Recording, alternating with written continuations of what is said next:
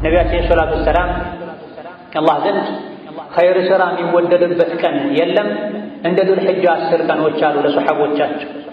ጂሃድም ቢሆን አሏቸው ሰሐቦች፣ አዎ በእነዚህ የዙል ሒጃ 10 ቀናት ውስጥ የሚሰራ መልካም ሥራ ከጂሃድም ይበልጣል።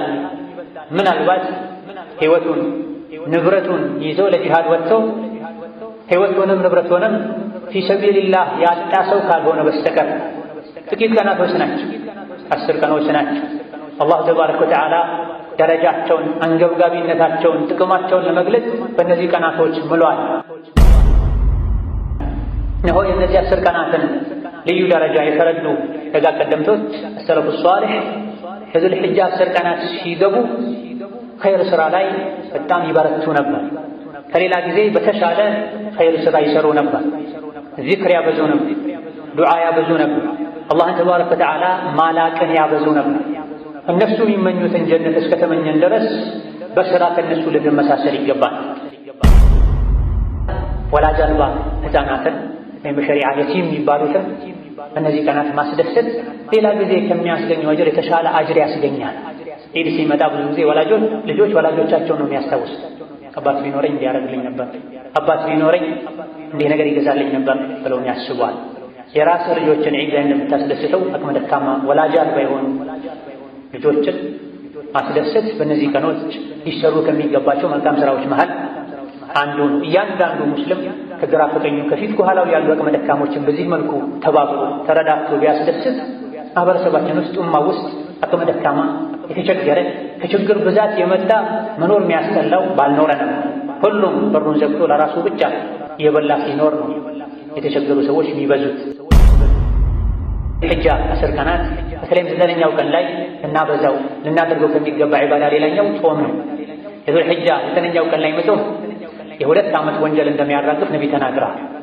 የዙል ሒጃ 9ኛው ቀን ከአረፋ በዓል 1 ቀን ቀደም ብሎ ያለውን ቀን መጾም የ2 ዓመት ወንጀል እንደሚያራግፍ ነቢ ተናግረዋል። ይህን ቀን በጉጉት ጠብቀን ቀኑ መቼ እንደሆነ ጠይቀን መዝግበን ይዘን ልንጾመው ይገባል። ደረጃውን ካወቅን فاسألوا أهل الذكر إن كنتم لا تعلمون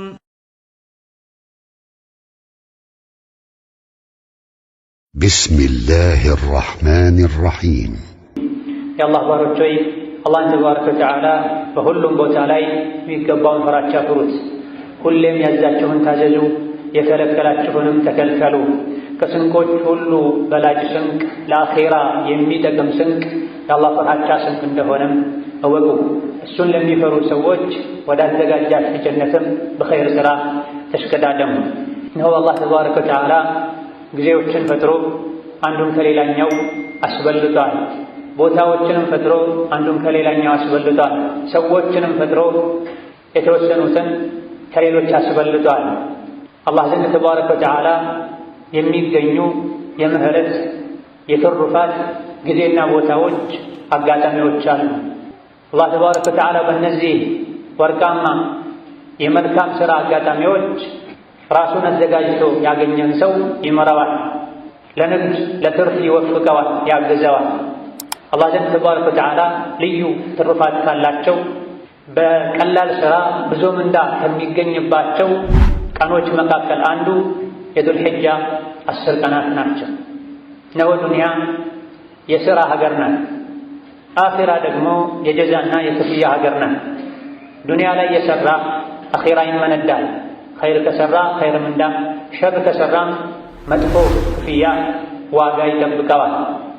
ያለ ሥራ ዱንያ ላይ እንደማይከፈለው ሁሉ ያለ ሥራ ክፍያ እንደሌለው ሁሉ አኺራ ላይ እንዲሆን ያለ ሥራ የጀነት ደረጃዎች ላይ መውጣት ማለት ከፍ ማለት አይቻልም። ሥራ የሚሰራው በጊዜ ነው።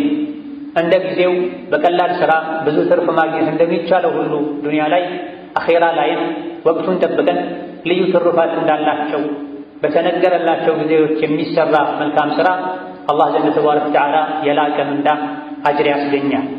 በጊዜያችን በአግባቡ ካልተጠቀመን ዱንያ ላይ ከፈለግነው ደረጃ ላይ መድረስ እንደማንችለው ሁሉ ዱንያ ላይ ባለን 30፣ 40፣ 50 የዕድሜ ገደብ ተሽከዳድመን ኸይር ሥራ ካልሰራን ከሞተን በኋላ ዳግም ተቀስቅሰን ወደ ዱንያ ተመልሰን ኸይር ሥራ ልንሰራ አንችልም። የተፈጠርነው ልንበላ፣ ልንጠጣ፣ ልንተኛ አይደለም። ልንሰራ ነው። ዱንያ ላይ የምንሰራቸው ነገሮች በሙሉ አጋዥ ነገሮች መሆን አለባቸው፣ ግብና ዓላማ አይደሉም። ለመብላት የተፈጠረ የሚመስለው ካፍር ብቻ ነው። ስለዚህ መብላት፣ መጠጣት፣ መዝናናት ብቻ ነው የሱ ትልቁ ዓላማና ጭንቀቱ። በአላህ የሚያምን በአኼራ የሚያምን ሰው ግን ከፊት ለፊቱ ሲራጥ እንዳለ፣ ጀነት ጀሃነም እንዳለ፣ ሂሳብ እንዳለ፣ አላህ ፊት ቆሞ በእያንዳንዱ ነገር መጠየቅ እንዳለ የሚያውቅ ሰው ጊዜውን በአግባቡ ይጠቀማል። ጊዜውን ለኸይር እንጂ አያባክንም። አኼራ ላይ ካልሰሩ ጀዛ ከሌለ፣ ስራ የሚሰራውም በጊዜ ከሆነ፣ የሚሰሩ ስራዎች እንደ ጊዜው ደረጃቸው እንደሚበላለጥ ከሆነ፣ ይሄን ካወቀን ዱንያ ላይ ካሉ ቀኖች ሁሉ አላህ ዘንድ ይበልጥ መልካም ስራ የሚወደድበት ቀን የዱል ሒጃ 10 ቀናት ናቸው። አሁን ያለነው የዱል ቃዕዳ ከዱል ሒጃ በፊት ያለው ወር የመጨረሻ ቀኖች ላይ ነው። የዱል ሒጃ ቀን ነገ 1 ይላል ተብሎ ከታወጀበት ጊዜ ጀምሮ እስከ ዒድ ቀን ድረስ ኸይር ስራ ልናበዛ፣ ከዒድ ደስታ ጎን ለጎን የአኼራውን ደስታ የምናገኝበትን መልካም ስራ ልናበዛ ይገባናል። ነቢያችን ሰለላሁ ዐለይሂ ወሰለም አላህ ዘንድ ኸይር ስራ የሚወደድበት ቀን የለም እንደ ዱል ሒጃ 10 ቀኖች አሉ ለሰሐቦቻቸው። ጂሃድም ቢሆን አሏቸው ሰሐቦች፣ አዎ በእነዚህ የዱል ሒጃ 10 ቀናት ውስጥ የሚሰራ መልካም ስራ ከጂሃድም ይበልጣል። ምናልባት ሕይወቱን ንብረቱን ይዞ ለጂሃድ ወጥቶ ሕይወቱንም ንብረቱንም ፊሰቢልላህ ያጣ ሰው ካልሆነ በስተቀር ጥቂት ቀናቶች ናቸው፣ 10 ቀኖች ናቸው። አላሁ ተባረከ ወተዓላ ደረጃቸውን፣ አንገብጋቢነታቸውን፣ ጥቅማቸውን ለመግለጽ በእነዚህ ቀናቶች ምሏል። ወልፈጅሪ ወለያሊን ዐሽር ብሏል። በ10 ሌሊቶች እስከነቀኖቻቸው እምላለሁ ብሏል። በርካታ የተፍሲር አዋቂዎች በሱረቱል ፈጅር አላህ የማለባቸው 10 ቀኖች 10 ሌሊቶች የዱል ሒጃ 10 ቀናት ናቸው። አላህ ተባረከ ወተዓላ የሚምለው ለሰው ልጆች በሚጠቅም የእሱን ሀያልነት በሚያሳዩ ነገሮች ነው። በዱል ሒጃ 10 ቀናት የማለው በእነዚህ ቀናት የሚሰራ ኸይር ሥራ ያለውን ደረጃ ለመግለጽ፣ ቀኖች እንደ ሌሎች ተራ ቀኖች እንዳልሆኑ አውቀን በኸይር በመልካም ነገር እንድናሳልፋቸው ለመጠቆም የዱል ሒጃ 10 ቀናትን ልክ ረመዳንን እንደምናከብር ለረመዳን እንደምንጓጓው እንደውም ከዛ በላይ ልንጓጓላቸው ይገባል። ምክንያቱም ነብዩ ሰለላሁ ዐለይሂ ወሰለም አላህ ዘንድ ቤተኛውም ቀን ስራ ተወዳጅ አይሆንም፣ በእነዚህ 10 ቀናት ተወዳጅ የሚሆነውን ያክል ሲሉ ረመዳንንም ያካትታል። ከረመዳንም የበለጠ አላህ ዘንድ ተባረከ ወተዓላ በእነዚህ ቀናቶች የሚሰራ መልካም ስራ ተወዳጅ ነው። አጅሩ ላቅ ያለ ነው። ከአሽሩ አልአዋኺር ሚን ረመዳን ለይለቱል ቀድር ካሉባቸው ቀኖችም ጭምር እነዚህ ቀኖች ይበልጣሉ ያሉ በርካታ የፊቅህ ሊቃውንት አሉ። ታዲያ ረመዳን ላይ ለኸይር ስራ እንደምንጓጓው፣ ረመዳን መጣ ብለን እንደምንዘጋጀው፣ ኸይር ላይ እንደምንሽቀዳደመው ፊት ለፊታችን ባሉ የዱል ሒጃ 10 ቀናት ኸይር ላይ ልንበረታ ልንሽቀዳደም ይገባል። ምንም ሳናውቃቸው የሚጠናቀቁ የሚሰናበቱን ውስን ቀኖች ናቸው። ደረጃቸውን ያወቀ ቀድሞ በጉጉት ተዘጋጅቶ የጠበቃቸው ሰው አኼራ ላይ የሚያስገኙትን ጥቅም ያወቀ ሰው ብቻ ነው በአግባቡ የሚጠቀምባቸው። አላዋቂ የሆኑ ሰዎች ለዒድ በመዘጋጀት እርድ በመምረጥ ልብስ በመምረጥ ያሳልፏቸዋል። ዒድ ነገ ነው ሲባል እንጂ ማይነቁ ብዙ ሰዎች አሉ። 9ኛውን የዓረፋ ቀን ብቻ የሚጾሙ ሰዎች አሉ። ከዛ በፊት ከ1 እስከ 8 እስከ 9 ያለውን በሙሉ በተለያዩ ኸይር ስራዎች ልናሳልፍ ይገባናል። የዱንያ ነጋዴ ነኝ ብሎ ስራዬ ብሎ እስከያዘ ድረስ ለየት ያለ ትርፍ የሚገኝባቸው ጊዜዎችን ቦታዎችን ጠብቆ ዕቃውን እንደሚያቀርበው ለማትረፍ ጥረት እንደሚያደርገው በየዓመቱ ለየት ያለ ምንዳ የሚያስገኙ ጊዜዎች፣ ሁኔታዎች አሉ። እነዚህን ሆን ብለን ልንጠብቅ ይገባናል። የዱንያ ነጋዴ ዕቃውን ሙያውን ተጠቅሞ ትርፍ የሚገኝባቸው ቀኖችን እንደሚጠቀመው ማለት በል ከዛ በላይ ዱንያ ላይ ምንም ብንነግድ ለዱንያ ለአኼራ ካልሰራንበት የአኼራ መልካም ሥራ ውድም የሆነባቸው የተሻለ አጅርና ጀዛ የሚያስገኝባቸው ቀናቶችን ጠብቀን ከሰራን በአጭር ዕድሜ አኼራ ላይ የላቀ ደረጃን ማግኘት እንችላለን። እነሆ የእነዚህ 10 ቀናትን ልዩ ደረጃ የተረዱ ደጋ ቀደምቶች አሰለፉ ሷሊህ የዱል ሒጃ 10 ቀናት ሲገቡ ኸይር ሥራ ላይ በጣም ይበረቱ ነበር። ከሌላ ጊዜ በተሻለ ኸይር ሥራ ይሰሩ ነበር። ዚክር ያበዙ ነበር። ዱዓ ያበዙ ነበር። አላህን ተባረከ ወተዓላ ማላቅን ያበዙ ነበር። እነሱ የሚመኙትን ጀነት እስከተመኘን ድረስ በስራ ከነሱ ልንመሳሰል ይገባል። በልብስና በስም ብቻ ሳይሆን በስራ በተግባር ከደጋ ቀደምቶች ከሰሓቦች ከተከታዮቻቸው ጋር ልንመሳሰል ይገባል። እነሱ የሚያከብሩትን ቀን በዒባዳ ልናከብር፣ እነሱ የሚሰሩትን አይነት ስራ ልንሰራ ይገባል። ለእነሱ የሰጠውን አቅም አላህ ለእኛ ሰጥቶናል። ለእነሱ የተነገራቸው ትሩፋት ለእኛም ተነግሮናል ከፈለግነው ካመንበት። ነገር ግን እነሱ ቆራጦች ናቸው፣ ከልባቸውም ያምኑ ናቸው። ይሄ እሳት ነው ተጠንቀቀው የተባለ ሰው ፊት ለፊቱ የሚያየውን እሳት እንደሚጠነቀቀው የአኼራን እሳት የሚጠነቀቁ ሰዎች ናቸው። ዛሬ በ5 ብር ከገዛ ነገ በ50 ብር ትሸጣለህ ተብሎ የተነገረው ሰው አምኖ ዱንያ ላይ እንደሚያደርገው ዛሬ ዱንያ ላይ አንድ ኸይር ስራ ከሰራህ ነገ አኼራ ላይ በ10 እጥፍ ተባዝቶ ይሰጥሃል ሲባሉ በጆሮ እንደሰማ በዓይኑ እንዳየ ሰው የሚያምኑ የሚሰሩ ሰዎች ናቸው። ይሄ ነው ከእኛም ይለያል። ነው ደጋ ቀደምቶች ኸይር ስራ ላይ አሽሩ ዙልሒጃ ላይ ይበረቱ እንደነበረው ልንበረታ ይገባናል። በዙልሒጃ 10 ቀናት ከሚወደዱ መልካም ስራዎች አንዱ በጥቅሉ ሁሉም ኸይር ስራ እነዚህ ቀናቶች ተወዳጅ ነው ተብሏል። እንደ ምሳሌ ሶላትን እናበዛ ይገባናል። ነቢያችን ሰላቱ ወሰላም የሰው ልጅ ከመቼውም በላይ ወደ ጌታው ቅርብ የሚሆነው ስጁድ ሲደፋ ነው ብላ የተኛውን ጊዜ ከሚሰራ ስራ ይልቅ አላህ ዘንድ መልካም ስራ ውድ የሚሆነው ውድ ዋጋ ጀዛ የሚያስከፍለው የዙልሒጃ የመጀመሪያ 10 ቀኖች ላይ ነው ከተባለ በእነዚህ 10 ቀናት ውስጥ ልናበዛቸው ወደ አላህ ልንቃረብባቸው ከሚገቡ ዒባዳዎች አንዱ ሶላት። በመጀመሪያ ደረጃ ግዴታ የሆኑ ፈርድ የሆኑ 5 ወቅት ሶላቶችን በአግባቡ መስገድ፣ ቀደም ብለን በመዘጋጀት ሶላትን በማክበር ልባችንን ሰብስበን በመስገድ ይህ የመጨረሻ ሶላቴ ሊሆን ይችላል ላሳምር፣ ላስረዝም፣ ላስተካከል ብለን በመስገድ ቀደም ብለን መስጊድ በመግባት ቀብልያ ባዕድያ በመስገድ ሶላታችን ውስጥ ይበልጥ አላህን በማስታወስ ፈርድ ሶላትን ልንሰግድ ይገባል። ከዛ በመቀጠል ሱና ሶላቶችን ልናበዛ ይገባል። ከዙሁር በፊት፣ ከዙሁር በኋላ፣ ከዒሻ በኋላ፣ ከመግሪብ በኋላ፣ ከፈጅር በፊት የሚሰገዱ ቀብልያ ባዕድያ ሶላቶች አሉ።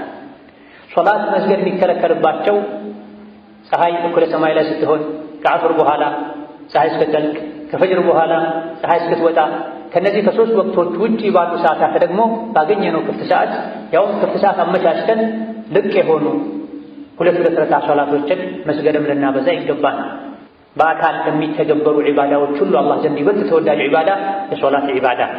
የሶላትን ደረጃ ለማሳየት ነው ነቢዩና ዓለይሂ ሰላቱ ወሰላም አላህ ተባረከ ወተዓላ ራሳቸውን ወደ ሰማይ ጠርቶ የሶላትን ግዴታ የሰጣቸው። ወሀከዛ ሶላት ዱሓ፣ የሌይል ሶላት በእነዚህ ቀናቶች ይበልጥ ልንሰግድ ይገባል። ዓመቱን ሙሉ ሊሰገዱ የሚገባቸው የሶላት አይነቶች ናቸው። ነገር ግን በዚህ ውድ በሆነ የመልካም ሥራ የመልካም ገበያ ወቅቶች ላይ ሌይልን ረዘም አድርገን ቁጥሩን ጨመር አድርገን ልንሰግድ፣ አቡሓውንም ሌላ ጊዜ የምንሰግደው 2 ከሆነ 4፣ 6፣ 8 አድርገን ልንሰግድ ይገባል። እዚህ ዱንያ ላይ በሰገደን ቁጥር ሶላት ላይ ረዥም ጊዜ በቆመን ቁጥር በሶላት ውስጥ ልባችን በሰበሰበን ቁጥር የቅያም ቀን አላህ ፊት ስንቆም የሚደርስብን መከራ ይቀንሳል። እዚህ ዱንያ ላይ ሶላት ላይ ልቡን ሰብስቦ በቂ ጊዜ ሰጥቶ ያልቆመ አኼራ ላይ የፍርዱ ሜዳ ላይ መቆም ይከብደዋል። ሁለቱ ቅያሞች የተያያዙ ናቸው። እዚህ ቀጥ ብሎ በሶላት የቆመ በልቡም በአካሉም ወደ ጌታው የተመለሰ የሶላት ጊዜ የሰጠ አኼራ ላይ የፍርዱ ሜዳ ላይ መቆም አይከብደውም። እዚህ ልምድ ስላለው ማለት። እዚህ ግን ያልቆመ በአግባቡ ያልሰገደ አኼራ ላይ ይጠናበታል፣ ይበረታበታል። ከዛልክ ላይ ሶላት የነቢያት ሱና ወንጀል ማራገፊያ ነው። የቅያም ቀን ኑር ነው፣ ብርሃን። ወሀከዛ በእነዚህ ቀናት እናበዛቸው ከሚገቡ ዒባዳዎች ሌላኛው ቁርአንን መቅራት፣ ማድመጥ፣ ማስተንተን፣ ትርጉሙን ማንበብ ልናበዛ ይገባል። ቁርአን የሙእሚን የልቡ ቀለብ ነው። አካላችን ምግብ ካላገኘ ውሃ ካላገኘ እንደሚጎዳው ልባችንም ቀለቡን ቁርአንን ካላገኘ ይደርቃል፣ ይታመማል፣ ይዘነጋል፣ ለምን እንደተፈጠረ ይረሳል። ለዚህ ነው ቁርአን ደጋግሞ በስማችን እየጠራን ያ አዩሀ ለዚነ አመኑ፣ ያ አዩሀ ናስ፣ ያ አዩሀ ልኢንሳን እያለ የሚመክረን የሚገስጠን። ከተለያዩ ሰሓቦች እንደተነገረው አላህ ቁርአን ላይ ያ አዩሀ ለዚነ አመኑ ካለ ጆሮህን ስጥ፣ ከዚህ ጥሪ በኋላ የምትታዘዘው ወይም የምትከለከለው ነገር ይኖራል ተብሏል። ሁሉንም ኸይር ቁርአን ያመላክተናል፣ እንሰራው ዘንድ፣ እናምንበት ዘንድ፣ እንጓጓለት ዘንድ። ሁሉንም ሸር ቁርአን ያስጠነቅቀናል፣ እንርቀው ዘንድ፣ እንፈራው ዘንድ፣ ከሩቅ እንሸሸው ዘንድ። በእነዚህ 10 ቀናት ልናበዛቸው ከሚገቡ መልካም ስራዎች አንዱ ቁርአን መቅራት ማብዛት፣ በተቻለን ያክል ደጋግሞ ለማክተም መሞከር ነው። 2 ጊዜ 3 ጊዜ እንኳን ቢያንስ ለማክተም ጥረት ልናደርግ ይገባል። ከፈጅር በኋላ መተኛትን ትተን ፈጅር ሶላት እንደተሰገደ ስራ እስክንወጣ ባለው ጊዜ 2 ሰዓት ብንቀራ 4 ጁዝ 5 ጁዝ በትንሹ መቅራት እንችላለን። ከመግሪብ እስከ ኢሻ ብንቀራም እንደዚሁ 1-2 ጁዝ መቅራት እንችላለን። ከኢሻ በኋላ ወሬውን፣ ሚዲያውን፣ ዛዛታውን ትተነው ከኢሻ በኋላ እስከ እንቅልፍ ሰዓት ባለው ጊዜ 90 ደቂቃ 1 ሰዓት ብንቀራ እንደዚሁ 2 ጁዝ 1 ጁዝ 3 ጁዝ መቅራት እንችላለን። ወደዚህ ዱንያ የመጣ ነው ለአኼራ ንግድ ነግደን አትርፈን ልንሄድ፣ ልንበላ ልንጠጣ፣ ከልጅ ከባለቤት ጋር ልንጫወት ብቻ አለ። የዱንያ ቆይታችን አጭሩን ቆይታችን በእንቅልፍ በወሬ በዛዛታ በጫወታ በዱንያ ብቻ ካሳለፍነው አኼራ ምን ይዘን ነው የምንሄድ? አኼራ ለምናገኘው የሰራ ነው። ከሚሰሩ ውድ ከሆኑ ስራዎች አንዱ ቁርአን መቅራት።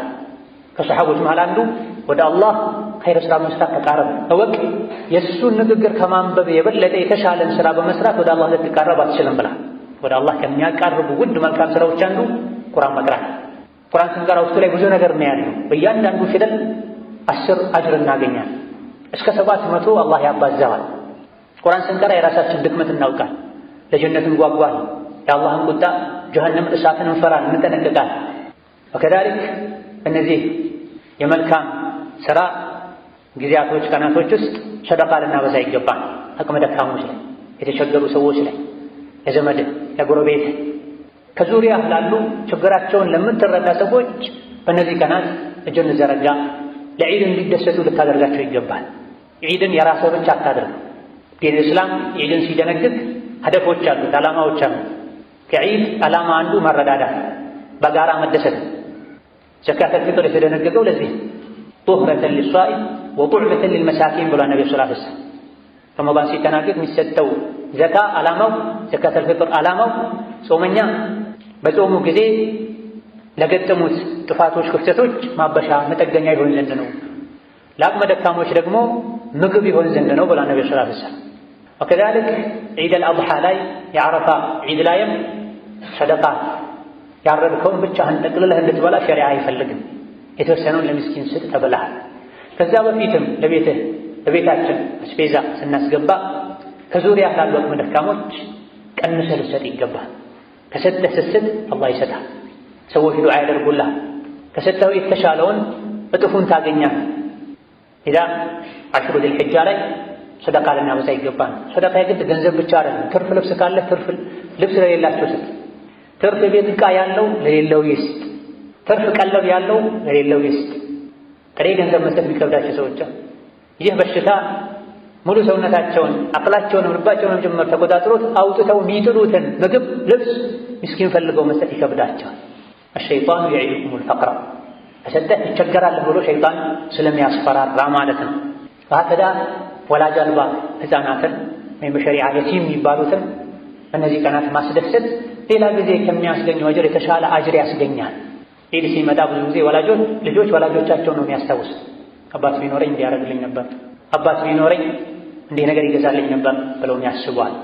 የራስህ ልጆችን ዒድ ላይ እንደምታስደስተው አቅመ ደካማ ወላጅ አልባ የሆኑ ልጆችን ማስደሰት በእነዚህ ቀኖች ሊሰሩ ከሚገባቸው መልካም ስራዎች መሃል አንዱ ነው። እያንዳንዱ ሙስሊም ከግራ ከቀኙ ከፊት ከኋላው ያሉ አቅመ ደካሞችን በዚህ መልኩ ተባብሮ ተረዳድቶ ቢያስደስት ማህበረሰባችን ውስጥ ኡማ ውስጥ አቅመ ደካማ የተቸገረ ከችግር ብዛት የመጣ መኖር የሚያስጠላው ባልኖረ ነው። ሁሉም በሩን ዘግቶ ለራሱ ብቻ እየበላ ሲኖር ነው የተቸገሩ ሰዎች የሚበዙት። ወከዛሊክ በእነዚህ ቀናቶች ወላጆችን መንከባከብ፣ ወላጆችን ማስደሰት፣ ወላጆችን መኻደም ወደ አላህ ልንቃረበት የሚገባ መልካም ስራ ከአላህና ከመልእክተኛው ሐቅ ቀጥሎ ትልቁ ሐቅ የወላጆች ሐቅ ነው። ሁሌም ወላጆቻችንን ልንንከባከብ ልናስደሰት ይገባናል። ነገር ግን በእነዚህ 10 ቀናት በዒድ ይበልጥ ወላጆቻችንን ልናስደስት፣ የሚያስፈልጋቸውን ነገር ልናሟላ፣ ቀልባቸውን ልናስደስት ይገባል። ለራሱ ሞልቶለት እንደ ልቡ በል ሞልቶ ፈሶ እየኖረ ወላጆቹ በችግር የሚኖሩ ተቸግረው ከሰው የሚጠይቁ ተበድረው የሚጨነቁበት ሁኔታ አለ። እንዲህ አይነቱ ሰው የወላጅን ደረጃ ያላወቀ አሊያ ደግሞ የዲንን ሽታ ያላሸተተ ጂሃድ ማድረግ ፈልጎ ወደ ነቢ የመጣን ሰው ወላጆች አሉ ብለው ጠይቀው ታውን ሲላቸው እንግዲያውስ ተመለስ ወላጆችህን በማገልገል ጂሃድ አድርግ ብለሃል። ወላጅ ምርጡ የጀነት በር ነው ተብሏል። ጀነት መግባት የፈለገ ወላጁን ሊያስደስት ይገባል። ወላጁን ሊኻድም ይገባል። ለወላጁ የሚያስፈልገውን ሊያደርግ ይገባል። አንተ ጠቅመህ የበላ ወላጆችህ ተርበው ሊያድሩ ፈጽሞ አይገባም። አንተ ቀያይረህ ልብስ የለበስ ወላጆችህ ልብሳቸው ሊቸገሩ ፈጽሞ አይገባም። ዓመቱን ሙሉ መስደሰታቸው ኻድማቸው በእነዚህ የዙል ሒጃ 10 ቀናት የዒድ ጊዜ ላይ ይበልጥ ወላጆችን ማስደሰት ወደ አላህ ተባረከ ወተዓላ ያቃርባል። ወከዛሊክ ዙል ሒጃ 10 ቀናት በተለይም 9ኛው ቀን ላይ ልናበዛው ልናደርገው ከሚገባ ዒባዳ ሌላኛው ጾም ነው። የዙል ሒጃ 9ኛው ቀን ላይ መጾም የ2 ዓመት ወንጀል እንደሚያራግፍ ነቢ ተናግረዋል። የዙል ሒጃ 9ኛው ቀን ከአረፋ በዓል 1 ቀን ቀደም ብሎ ያለውን ቀን መጾም የ2 ዓመት ወንጀል እንደሚያራግፍ ነቢ ተናግረዋል። ይሄን ቀን በጉጉት ጠብቀን ቀኑ መቼ እንደሆነ ጠይቀን መዝግበን ይዘን ልንጾመው ይገባል። ደረጃውን ካወቅን ከዚያ በፊትም ከ1 እስከ 8 ባሉ ቀኖች መጾም ይቻላል። ሁሌም በየዓመቱ ቢጾም ችግር የለም። ነብዩ ሰለላሁ ዐለይሂ ወሰለም በጥቅሉ እንደነዚህ 10 ቀናት መልካም ሥራ አላህ ዘንድ ውድም የሆነበት ቀን የለም ሲሉ ጾም ይካተታል። ጾም አላህ ዘንድ ምርጥና ተወዳጅ ሥራ ነው። ከሰሐቦች መሃል አንዱ መጥቶ ያ ረሱላላህ በቋሚነት ሁሌ ዘውትር ምሰራውን ውድ የሆነ ኸይር ሥራ ጠቁመኝ ሲላቸው ጾምን ያዝ፣ ወንጀልን ከማራገፍ ስሜትን ከመግራት ቀልብን ከማርጠብ አንጻር ጾምን የሚስተካከል ዒባዳ የለም ብለዋል። ከዚህ ጾም ከመልካም ሥራዎች መሃል አንዱ ስለሆነ ከ1 እስከ 8 ባሉ ቀናትም ቢሆን በመደዳም ይሁን አለፍ አለፍ ያልንም ይሁን ከመሃልም ጀምረን ይሁን ጾም ልናበዛ ይገባናል። ከዚህም አልፎ ነቢይ ጾሙ እንደነበረም የሚያሳዩ አንዳንድ የሐዲስ ዘገባዎች እንዳሉ ተነግሯል። በዙል ሒጃ 10 ቀን ውስጥ ልናበዛቸው ከሚገቡ ዒባዳዎች ሌላኛው ተክቢር። ዙል ሒጃ ነገ ነው ተብሎ ከታወጀበት ወይም ከዙል ቃዕዳ የመጨረሻው ቀን ፀሐይ ከጠለቀችበት ጊዜ ጀምሮ ተክቢር ልናበዛ ይገባናል። ቀንም ማታም ላይ ቤትም ከቤት ውጪ ድምፅ ጮክ አድርገንም ቀንሰንም በሁሉም ሁኔታ ላይ ወንዱም ሴቱም ሴቶች ለራሳቸው ብቻ እያሰሙ ተክቢር ልናበዛ ይገባናል። ይህ ልቅ የሆነ ተክቢር ይባላል። ዙል ሒጃ 1 ነገ ነው ከተባለበት ከታወጀበት ቅጽበት ጀምሮ እስከ አያሙ ተሽሪቅ መጨረሻው 10 ሰዓት ድረስ ተክቢር ልናበዛ ይገባናል። ሁለተኛው የተገደበ ተክቢር ይባላል። እሱም የየውሙ ዓረፋ 9ኛው ቀን ፈጅር የሚጀምር ይሆናል እስከ ዙል ሒጃ 13ኛው ቀን ዐስር ድረስ ማለት ከሶላቶች በኋላ ሁሉም በራሱ ድምፅ ኢማሙ እየመራ ሌሎች እየተመሩ ሳይሆን በጋራ ሁሉም ድምፁን ጮክ አድርጎ እያለ ተክቢር ሊበዛ ይገባል። ደጋግ ቀደምቶች በዙል ሒጃ 10 ቀናት ያበዟቸው ከነበሩ ዒባዳዎች አንዱ ተክቢር። የዘነጉ ሰዎችን ለማስታወስ ወደ ገበያ የሄዱ ነበር አንዳንድ ሰሐቦች። እነሱ ተክቢር ሲሉ የሰሙ ሰዎች ተከተለው ተክቢር ይላል። የረሱት ያስታውሳል። ሄዳ ቤት ውስጥም መንገድ ላይ መኪና ውስጥም ተክቢር ልናበዛ ድምፃችንም ጮክ ልናደርግ ይገባል። መስጂዱ እስኪንቀጠቀጥ ድረስ በተለይ ከየውም ዓረፋ 9ኛው ቀን ጀምሮ እስከ አያሙ ተሽሪቅ 13ኛው ቀን ዐስር ድረስ ያለው ሰዓት ላይ ከሶላቶች በኋላ በደንብ ተክቢር ልንል ይገባል። ሱብሓነላህ ሰዎች ማይጠቅመው ሱና ያልሆነው ነገር ላይ ሲጮሁ ድምፃቸውን ጮክ ሲያደርጉ ይታያል። ሸሪዓው የሚፈልገው ነገር ሲሆን ሱናው ሲመጣ ደግሞ ድምፃቸው ይጠፋል። እንዲህ ሊሆን አይገባም። ኸይር ላይ ልንበረታ እንጀግር ይገባናል። ማይጠቅም ነገር ላይ ደግሞ ቀዝቀዝ ልንል ወደ ኋላ ልንል ይገባናል። መስጂዶች በሙሉ በድምፅ መሞላት አለባቸው። ሶላት እንዳለቀ ተክቢር በማለት ወከዛሊክ በዙል ሒጃ 10 ቀናት ተወዳጅ ከሚሆኑ ተግባራት አንዱ ውድሕያ ነው። ውድሕያ ማለት ለዒድ የሚታረድ እንስሳ ማለት ነው። የቻለ ሰው ላይ ግዴታ ነው የሚል አቋም ያላቸው ሊቃውንት አሉ። ውድሕያ የማረድ አቅም ያለው ሰው የማረድ ግዴታ አለበት። በመሰረቱ አብዛኞቹ የጠበቀ ሱና ነው የሚል አቋም አላቸው። ውድሕያ ማረድ የላቀ ምንዳ አጅር አለ። ዓመቱን ሙሉ አርደን እየበላን ዒባዳ ሲሆን አጅር የሚያስገኝ ተግባር ሲሆን ወደ ኋላ ልንል ኪሳችን ሊያሳስበን አይገባም።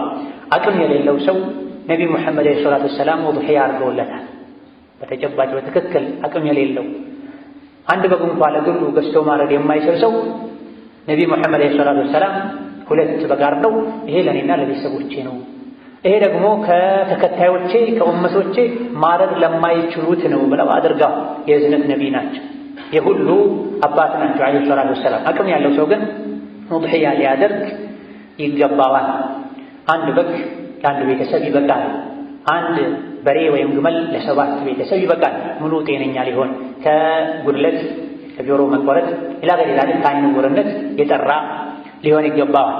ወከዛሊክ ኡድሒያ ማድረግ የፈለገ ሌላኛው አሽሩ ዙልሒጃ ላይ መጠበቅ ያለበት ኡድሒያ የሚያደርግ የቤት አባወራ የሆነ ሰው ዙልሒጃ ነገ ነው ከተባለበት ቅጽበት ጀምሮ ፀጉሩን ጥፍሩን ከመንካት ሊታቀብ ይገባዋል። ስለዚህ ኡድሒያ ማድረግ የሚፈልግ ለጥንቃቄ ዛሬ መጽዳት ያለበትን ሰውነቱ ላይ መነሳት ያለበትን ፀጉር ጥፍር ሊያነሳ ይገባዋል። በስህተት የጀመረ ሰው ጥፍሩን የነቀለ ፀጉሩን መቁረጥ የጀመረ ልክ እንዳስታወሰ ሊያቋርጥ ይገባዋል። ረስቶ ቢጨርሰውና በኋላ ቢያስታውስ እንኳ ኡድሒያው ላይ የሚያሳድረው ተጽዕኖ አይኖርም። በተወሰነ መልኩ ተያያዥነት ቢኖራቸውም ሙሉ በሙሉ ሁለቱ የተያዙ አይደሉም። ረስቶ ፀጉሩን የላጨ አሊያ ደግሞ ከሰውነቱ ጠጉሮች የተኛውንም የነቀለ የቆረጠ አሊያ ደግሞ ጥፍሩን የቆረጠ ኡድሒያው በዚህ አይበላሽም። ሁለቱ ሙሉ በሙሉ ተያያዥ አይደሉም፣ ሙሉ በሙሉ የተለያዩ አይደሉም። የሚመለከተው ቤት ውስጥ ኡድሒያውን የሚያደርገውን አባወራ ወይም እማወራ ወንድ ካለ ኡድሒያውን ገዝቶ የሚያርደው ኃላፊነቱ ያለው ወንዱ ላይ ከሆነ ከዛ በታች ያሉት እናትም ጭምር ፀጉራቸውን የሚቻለውን ቢያነሱ ቢያበጥሩ ጥፍራቸውን ቢቆርጡ ችግር የለውም። ቤት ውስጥ ወንድ ከሌለ ሴት ከሆነች የቤቱ ኃላፊ ሆና የምታስተዳድረው ኡድሒያውን የሚመለከተው እሷን ከሆነ እሷ ብቻ ናት ጠጉርን ከመቁረጥ ጥፍርን ከመቁረጥ መጠንቀቅ ያለባት። اللهم صل وسلم وبارك على عبدك ورسولك محمد وعلى آله وأصحابه وأتباعه وسلم تسليما كثيرا. اللهم اعز الإسلام والمسلمين وأذل الشرك والمشركين ودمر أعداءك أعداء الدين. اللهم اجعل هذا البلد آمنا مطمئنا وسائر بلاد المسلمين. اللهم آمنا في دورنا وأوطاننا. اللهم آمنا في دورنا وأوطاننا. اللهم آمنا في دورنا وأوطاننا. اللهم من أرادنا وأراد الإسلام والمسلمين بشر فاشغله بنفسه واجعل تدبيره تدميرا عليه يا ذا القوة المتين. اللهم اغفر للمسلمين والمسلمات والمؤمنين والمؤمنات الأحياء منهم والأموات. اللهم اشف مرضنا ومرضانا ومرضى المسلمين. اللهم اشف مرضنا ومرضانا ومرضى المسلمين. اللهم اشف مرضنا ومرضانا ومرضى المسلمين. اللهم ارحم موتانا وموتى المسلمين. اللهم ارحم موتانا وموتى المسلمين. اللهم ارحم موتانا وموتى المسلمين. ربنا هب لنا من أزواجنا وذرياتنا قرة أعين واجعلنا للمتقين إماما. اللهم أعنا على ذكرك وشكرك وحسن عبادتك. اللهم أعنا على ذكرك وشكرك وحسن عبادتك. اللهم أعنا على ذكرك وشكرك وحسن عبادتك. اللهم اصلح لنا ديننا الذي هو عصمة أمرنا وأصلح لنا دنيانا التي فيها معاشنا وأصلح لنا آخرتنا التي إليها معادنا. اللهم ربنا آتنا في الدنيا حسنة وفي الآخرة حسنة وقنا عذاب النار. آمين والحمد لله رب العالمين.